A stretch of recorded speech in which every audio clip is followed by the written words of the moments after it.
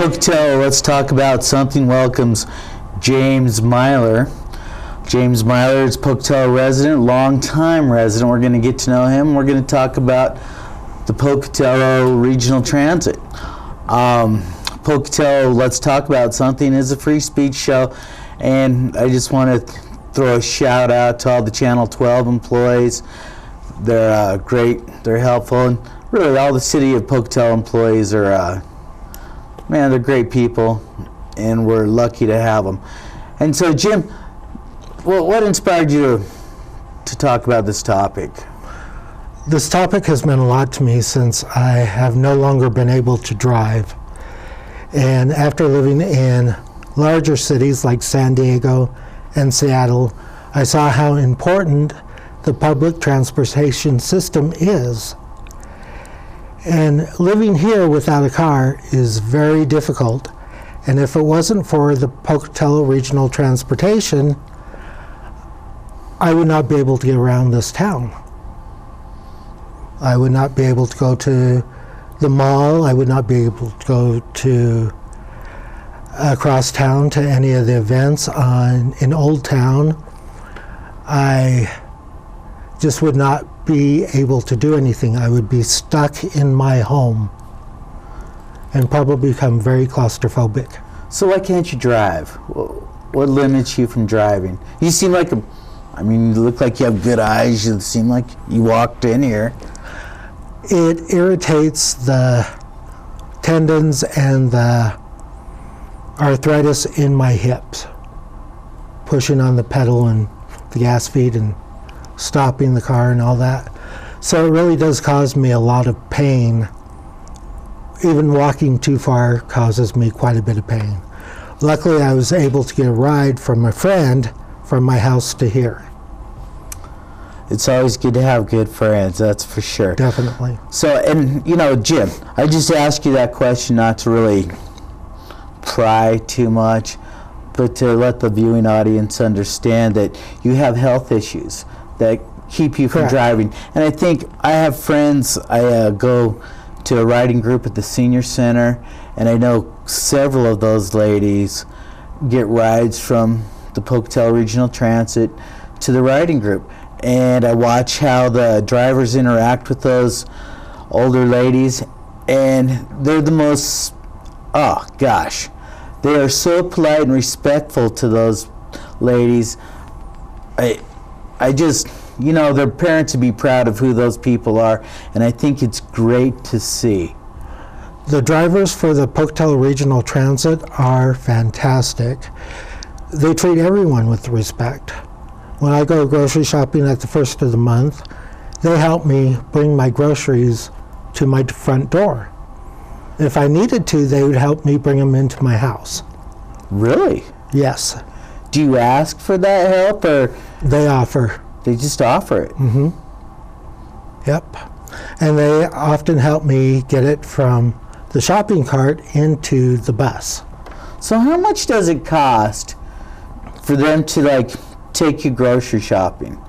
For that particular service, which is their door-to-door service, basically, it costs me $2 each way.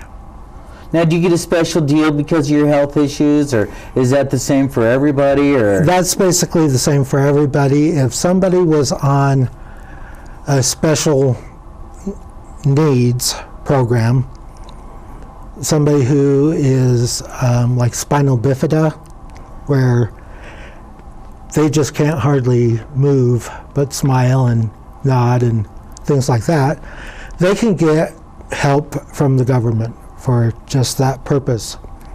When you say the government, you talking city government from the I'm Pocatello talking City, or federal government, and federal government? I believe also state government help with that. Now, I know you have a service dog as well. Yes, Is your I do. service dog allowed on the transit system, or does it have to stay home? My service dog, which is a Chihuahua, long-haired Chihuahua, is very well behaved and is allowed on the bus. He either has to be on my lap or on the floor. Other dogs, bigger dogs, they are certainly allowed on the bus, but they have to be on the floor. Are they service dogs? Service dogs. Can any dog go on the bus too, or is it just service dogs? Just service dogs. And so, I didn't think we would get into this topic, but we probably have a second. A Chihuahua as a service dog, you've piqued my interest. How is it possible that a Chihuahua can be a service dog? Well, my Chihuahua is more like a medical alert dog. He lets me know if my blood sugar is getting too low, and he also lets me know if the opportunity to move throughout the city, which is really important. If somebody got stuck in their home and could not go anywhere, it could be deadly. Deadly. Yes. Why? Having a lack of ability to move can create, what's the word I'm thinking for? Can create a fear of being out in public. I know the word, I just can't think of it. Anxiety? Anxiety, yes. And so they end up being stuck in their home. They don't want to go out in the community because they feel like they're imposing upon other people. They end up becoming lethargic in their muscles and their legs. And so they end up calling in food, having food delivered to them, and their arteries become more congested. They end up just basically rusting to death in their home. So now, Jim, are you afraid that the Pocatello Transit's going to go away? Well, what's this urgency to get this message out to the public? Well, one thing I'd like to see most of Pocatello try it at least once. Try the bus at least once. You might find it more convenient. You might even find it less expensive than driving your own car. The other thing is that the city of Pocatello, they're great. They have one of the best, for a small city, one of the best public transportation, and this does include Chubbuck. To give them their support towards the bus system. There are a few people who are trying to get it removed because it does cost taxpayers money. It costs so much per person from the state, and then the federal also contributes to it, and that also comes from tax money. And so there are people who are staunch conservatives who would just as soon see that go. So, like, you're talking people who think like government programs to assist the elderly, the impoverished, maybe like closing zoos and the shrinking down of government. You think these groups are the groups that are like... Those are basically the groups that are behind trying to get rid of the Pocatello Transit system. But I can't say it's just them. There are some other people who just don't see the need of it. But ISU students use it. Pocatello students for the high schools, and even some of the elementary schools use it. And also the elderly, and mostly people who cannot afford automobile transportation and who do not want to be a pain to their loved ones and friends. Or maybe these are people that just aren't safe drivers and shouldn't be driving, but they want to get around. I know people Definitely. Definitely, their vision's poor, their mental capacity is a little different, their motor skills just aren't, they're probably not safe drivers. And so, yeah, I think it's great that there is a transit system so people who don't want to drive or who can't afford to drive can get to different places. I'll give you I cannot drive safely. Well, yeah, and so, you know, that's great that you admit that I can't drive safely, because if you can't drive safely, then you probably shouldn't be driving. And so that transit system's really good. I know for Beaver Dam Jam last year, one of the, and you know, let me throw out a plug for Beaver Dam Jam. It's coming up September 12th. It's going to be happening at Camp Taylor. The Pocatello Regional Transit will be offering rides to that Beaver Dam Jam, which the proceeds from that concert go to provide non-lethal mitigation for beavers, you know, for basically to provide money for flow devices. It's a great time. Beaver Dam Jam last year was a great time. Pocatello Regional Transit offered rides up to the concert and rides home. And that was all the way at Camp Taylor up on Scout Mountain. And it was fabulous, because one of the things with regional transportation is if we use it, it lessens the impact of pollution, and you know, having better air quality in this city is important because we're in a little small pocket here. Where Pocatello is such a small community, a lot of people don't think about that, about the traffic. But my father, who's 81 years old, complains every time he gets on Yellowstone. And if you don't like driving on Yellowstone, the bus is a great way to get around. Where Yellowstone is a main thoroughfare through the city of Pocatello, a bus is great. You can get from ISU to the Pine Ridge Mall within a half an hour. It does take a little longer time, but a half an hour is great. A lot faster than walking. Definitely. Probably faster than riding a bike. Although True. if you can ride a bike, riding a bike's really super healthy. I've been riding back from work, and gosh, it makes me feel good. I like it. And I think the transit system, I've noticed where they have bike carriers too. So Yes, if you're a they do. bike rider, you can, you know, take the bus and then maybe ride home to de-stress. I know I ride home after work to de-stress.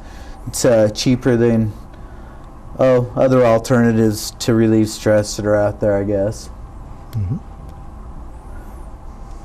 Is there anything else you wanted to talk about as far as the transit system? I've basically covered all of the things. I know quite a few of the drivers from being on the buses. They are very polite, very caring. They worry about you if you're not at the stop that you're supposed to be at. They really, really care about the community and want to be of help. Who's your favorite bus driver? Do you have a favorite bus driver? Oh, I couldn't say that. There are quite a few who are excellent, and they're all really good, and I just could not say my favorite. Okay, so I'll say my favorite bus driver. My favorite bus driver is Gene Dutton. Because Gene Dutton is funny. He's a funny bus driver. He's a good driver. He's careful. He's polite. He is an awesome neighbor. I love Gene Dutton. He's a great guy. Now, I'm wondering if my favorite bus driver goes all the way out to Indian Hills. How far south does the bus go? Starting September 25th, they will be having a bus go out to the bus transit center and the county sheriff's office. So that's clear south on South 5th. What about towards Indian Hills? Is there a bus that goes out to Indian Hills? They're not going to continue that one, possibly when the south The connector goes back in, but at this point in time, they cannot cross from the old highway over to the South 5th or from South 5th over to the old highway. The bridge that goes from Ross's Park is in too bad of shape to allow a bus to go over it. So they're stuck on either side of the river. I'll tell you what, that old highway, I go film beaver in the morning. Lots of mornings I go to Taysom Park, and if anyone wants to go look for wildlife or beaver, last night I So let's see what I saw last night. I saw mallard ducks, Canadian geese, cedar waxwings, sparrows, swallows. The bird populations aren't as dense. There were a lot of fish jumping. I did see a mule deer, and I also saw a new beaver couple that I got to film, and that will be coming out soon. I just got done rendering that. But in the mornings, I'll tell you what, there is a lot of traffic coming from that south end of town into Old Town. Do you think it'd be possible for those people to start taking the bus? If the bus service was provided, would people start commuting like they do in, like, when I lived in San Francisco, the professionals, everybody used the transit system because there's no parking in San Francisco, and so everyone used the bus. Do you think Pocatello could ever get to that point, realistically, where people will start taking the bus? Well, I know in the Old Town area, there isn't room for parking. People are parking on the street. Sometimes they're even trying to wait for another person to vacate a parking spot so that they can get in. So if you're going to downtown Pocatello, it is a great way to get there. If you're going to the mini dome, I grew up here, so I still call it the mini dome. What's wrong with that? I don't think there's anything wrong with that, but if you're going to the mini dome, that's another great way to get there. Very simple. You don't have to worry about fighting other people for parking spots, and if we could get the bus system to run a little later in the evening, we could make it to football games, basketball games, whatever evening festivities are going on. Where right now, I'm pretty well stuck. I'd like to go to the symphony, but I can't get to the symphony hall. That $2 ride from the transit won't take you to Symphony Hall. It's only at certain times. It clarify that for me. Been discounted. It has been not discounted. Cut back. Cut back. It has been cut back so that it doesn't work that late. They used to have. How late does it work? Till 6:30. 6:30. When does it start? It starts at about 6:30 in the morning. 12 hours. 12 hours is great. But again, you miss out on those evening opportunities, like the symphony, baseball games, basketball games, many sports interests. So message to the mayor and the city council would be what? We need to get word out to the public more. People need to know about the system and know that it is more convenient than what they would think. We need to get word out more that it saves on the air, saves on the environment, and it helps cut down on road repairs. The Pocatello transit system is very important. It may be considered a social program, but it's not just a social program. It is a life program. So that's your message to the city council is, one, Yes. I don't want the Pocatello Regional Transit to go away. Two, there's lots of, I went to city council, was it last week? They had city council, they had the budget hearing, and I know that there's a lot of budget issues. No one wants their taxes raised. I hate my taxes being raised. I mean, that'd be my message to the city council. I should have spoke up, but those meetings are intimidating, kind of. But I would think that maybe Pocatello, the regional transit, could offer like a free use day, so the public could get a day to go use the bus system, or a day where the bus system's recognized. They have used that. Yeah, they have had a free day, but the word doesn't get out. It appears in one little column in the newspaper, and nobody the Pocatello or the Idaho State Journal, great newspaper, but I'm afraid it is a passing phase. It seems like the Pocatello State Journal and the e-journals like the Pocatello State Journal, they're getting a lot more recognition, and it seems like there's a lot greater viewership than there was in the last year. I noticed in the last year that the Pocatello State Journal, as far as viewership's growing and growing, and I think it's because the Pocatello State Journal sponsors these events and lets people voice their concerns and use free speech. I mean, I know that there's times with the Idaho State Journal you can write letters to the editor and they don't even look at them. I mean, unless, I don't know why, but they just don't publish them. And that's one of the nice things about the Pocatello State Journal is it allows people's voices to be heard. The audience may not be as great, but it's increasing, and that's why we do these shows, and that's why this will get published and put on the Pocatello State Journal so that the voice of James Myler can be heard. Well, you also use more modern ways of circulation, like on Facebook and Twitter.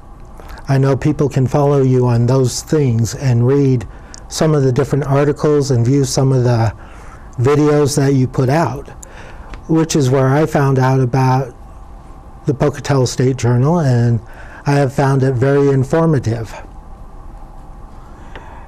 It is informative. There's times it's controversial, and sometimes it's too controversial, and I'd like to get a rein in on one of the editors, but it is free speech, and his speech is allowed too, even though it's a lot of uranium. But that's an important topic too. It's something that he likes to talk about, and that's good for him.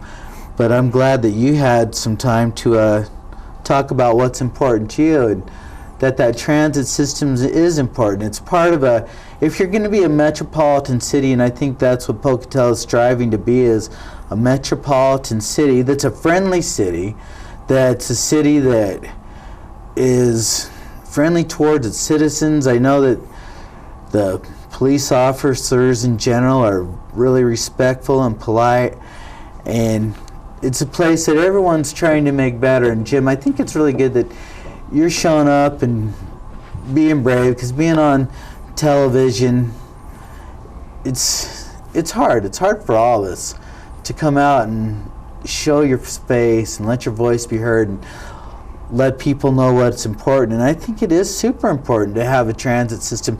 It's important for the poor. It's important for the elderly. It's important for everyone if they'll use it. And it's something that people really need to focus on, is that it's there. We shouldn't just watch it go by. We should take time to use it. And I know that a lot of people would like to say, well, get a job, drive a car, buy a car. I had that once. I was working for a big company in San Diego. I was making good money. I had a Neiman Marcus charge card and a brand new Saturn. And I was able to get to and from work and buy things that I liked and needed. But as my hip went and as my hands and arms went, I was no longer able to work. My car went because I was no longer able to make payments.